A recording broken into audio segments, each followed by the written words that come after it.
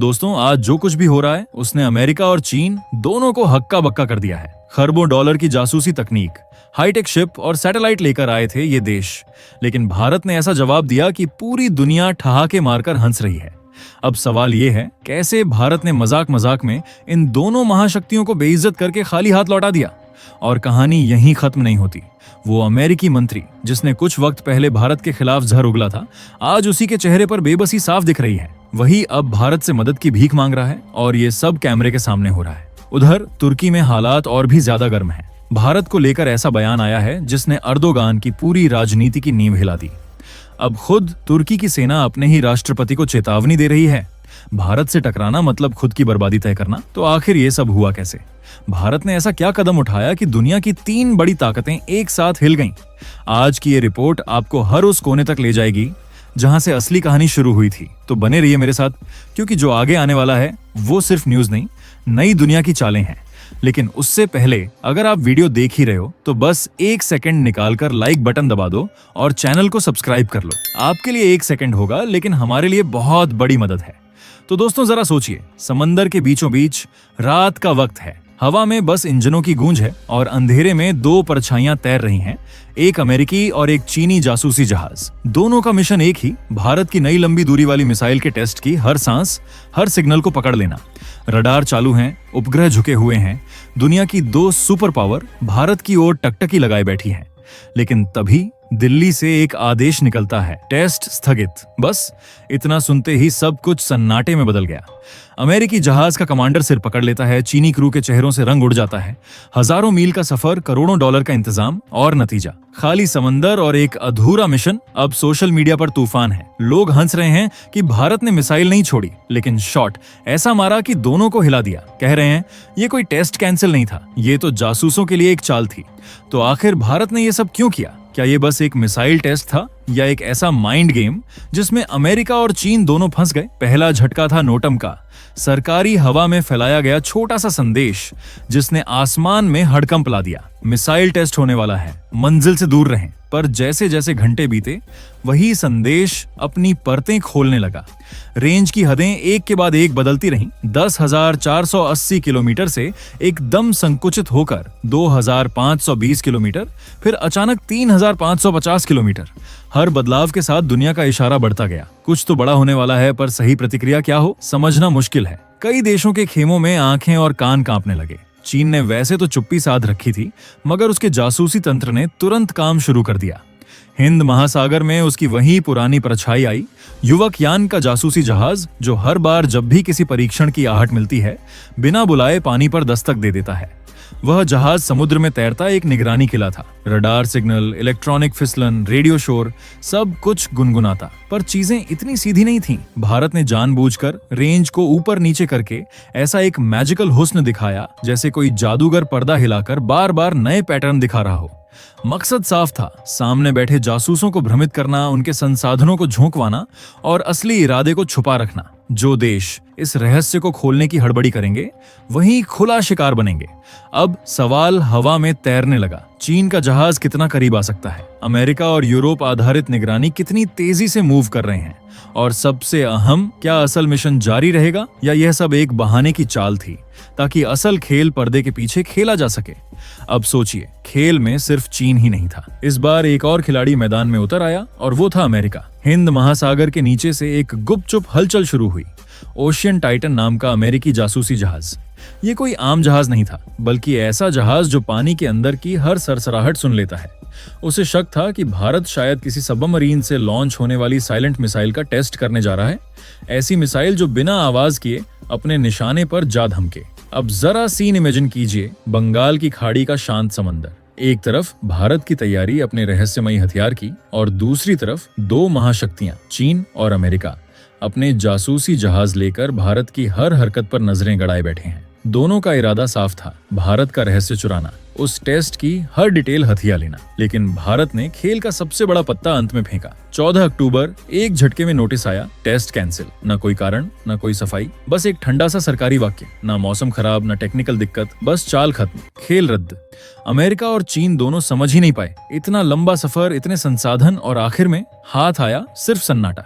भारतीय रणनीति का यही कमाल था। जब दुनिया ये सोच रही थी कि भारत मिसाइल दागने वाला है, भारत ने दाग दिया अपना मास्टर स्ट्रोक। और इन बिन बुलाए मेहमानों का परिचय भी कम दिलचस्प नहीं है। चीन का युवान वांग वो जहाज है जो मिसाइलों से लेकर सैटेलाइट तक सबको ट्रैक करता है।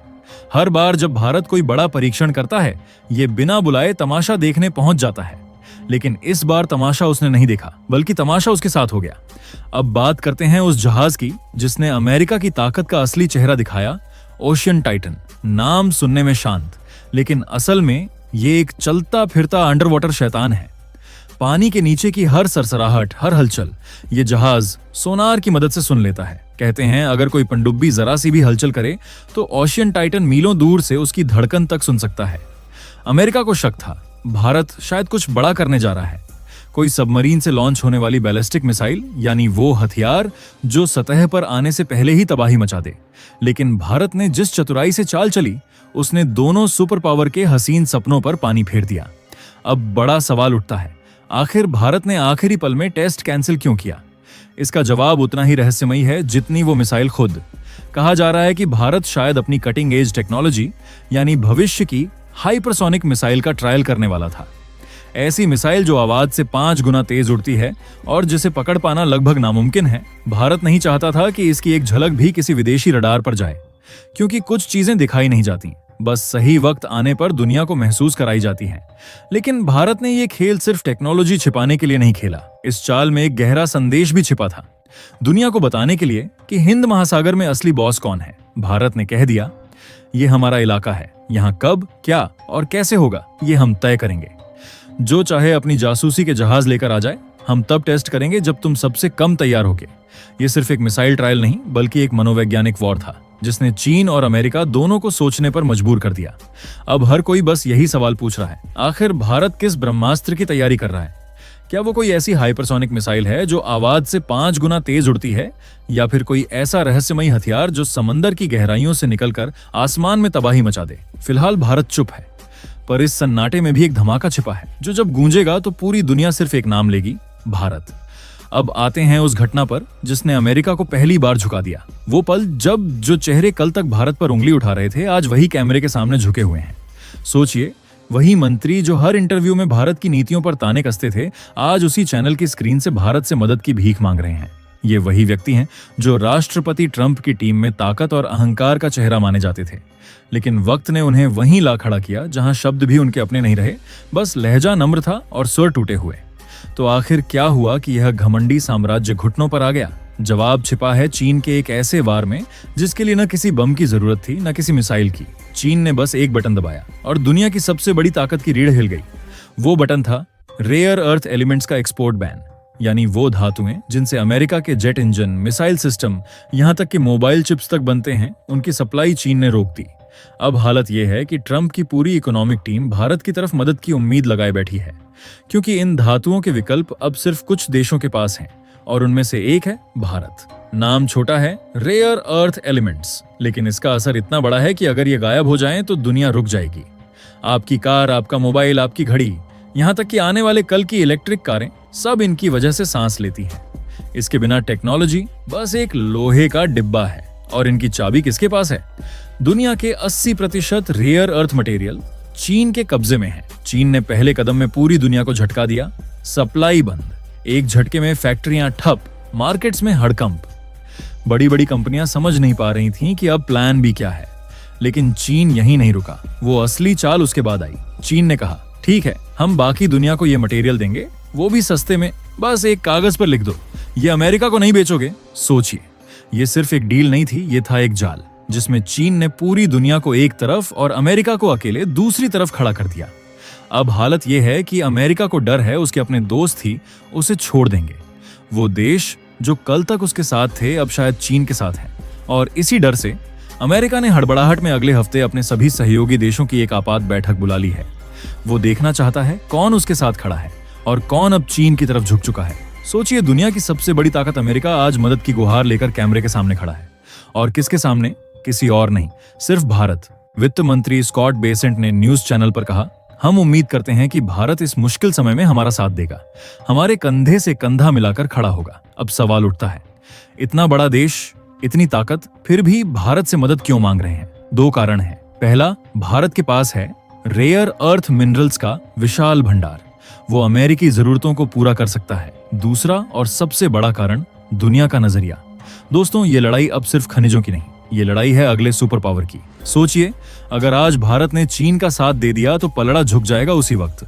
और अमेरिका अकेला, एक ऐसा राष्ट्रपति जिसके राज में अमेरिका दुनिया में अकेला पड़ गया, याद रखा जाएगा, बिल्कुल सोवियत यूनियन की तरह। याद रखिए, सुपर पावर सिर्फ तोप और मिसाइल से नहीं बनती, वो बनती है उन दोस्तों से जो आपके साथ खड़े हों, और ताज उसी के सिर सजता है। अब बढ़ते हैं अगली खबर की ओर, और ये कहानी है तुर्की की। सोचिए, एक ऐसा देश जहां सरकार और सेना के बीच हमेशा 36 का आंकड़ा चलता रहा हो, यानी 36 सालों की खींचतान, 4 सफल तख्तापलट और लगातार सत्ता की लड़ाई। पिछले दशक में राष्ट्रपति अर्दोगान ने अपने सपनों को पूरा करने के लिए ऐसी नीतियां अपनाई जिनसे उसने सीधे भारत जैसे देशों से टकराव मोल ले लिया। लेकिन यहाँ कहानी का सबसे बड़ा ट्विस्ट आता है। तुर्की की सेना के कुछ शीर्ष अधिकारियों ने एक चेतावनी जारी की, जो सिर्फ तुर्की को नहीं बल्कि पूरे मुस्लिम और एशियाई देशों को हिलाकर रख देगी। सावधान रहें, उन्होंने साफ कहा, एशिया के किसी भी बड़े देश के साथ युद्ध में ना उलझें। ये कोई मामूली बयान नहीं है, ये चेतावनी है उन युद्धों की भयावहता की जिनमें सेना खुद भी घिरी रहती है। रिपोर्ट का हवाला कतर के think tank Al Jazeera centre for studies ने दिया। बताया गया कि तुर्की की सेना अब किसी भी बड़े देश के साथ टकराव में कूदने के पक्ष में नहीं है। अब सवाल उठता है, ये बड़ा देश कौन है? नाम तो नहीं लिया गया, लेकिन इशारा साफ है, भारत और शायद इजराइल। दोस्तों, ये वही पल है जब एक देश अपनी महत्वाकांक्षाओं और अपनी सेना के डर के बीच संतुलन बनाने की कोशिश कर रहा है, और यह संतुलन भारत के बढ़ते सामरिक और कूटनीतिक प्रभाव का सीधा परिणाम है। तुर्की में इन दिनों सियासी और सैन्य हलचल जोरों पर है। राष्ट्रपति अर्दोगान की महत्वाकांक्षाओं और सेना के सावधान संदेशों के बीच खींचतान बढ़ती जा रही है। तुर्की के कुछ शीर्ष सैन्य अधिकारी अब खुलकर कह रहे हैं, एशिया में किसी बड़े देश के खिलाफ कोई जंग हम अकेले नहीं लड़ सकते। यह चेतावनी सिर्फ उनकी सेना के लिए नहीं, बल्कि पूरे मुस्लिम दुनिया और क्षेत्रीय गठबंधनों के लिए भी एक इशारा है। असल कहानी यह है कि सऊदी अरब और पाकिस्तान का नया सैन्य गठबंधन तुर्की के लिए सिरदर्द बन चुका है। सैन्य अधिकारियों को डर है कि अगर गलती से भी तुर्की किसी जंग में कूद गया तो उनका देश राजनीतिक और सैन्य जाल में फंस जाएगा, जिसका असर पूरे एशिया और यूरोप पर पड़ेगा। इतिहास भी गवाह है, अरब देशों ने हमेशा अमेरिका की रणनीति के सामने अपनी सीमाएं अनुभव की हैं। अमेरिका ने चाहे तो लड़ाई शुरू कर दी, चाहे तो शांति दूत बनकर समझौता करवा दिया, और यही सोच अब तुर्की की सेना को सावधान कर रही है। यही वजह है कि भले ही तुर्की और अरब देश बड़े गठबंधन बनाएं, लेकिन किसी भी वास्तविक युद्ध का नेतृत्व उनके बस की बात नहीं। सभी जानते हैं कि अब एशिया में असली ताकत भारत है और कोई भी कदम बिना उसकी नजर के नहीं चलेगा। बाकी दोस्तों, भारत के इस कदम को लेकर आप लोगों की क्या राय है, नीचे कमेंट करके जरूर बताएं। और दोस्तों, ये थी आज की बड़ी खबर जो काफी रिसर्च और मेहनत के बाद हमने आपके सामने रखी है। तो अगर आप हमारी मेहनत को सपोर्ट करना चाहो तो वीडियो को लाइक और चैनल को सब्सक्राइब करके अपने दोस्तों से शेयर कर दें, ताकि उन्हें भी ये जानकारी मिल सके। जय श्री राम।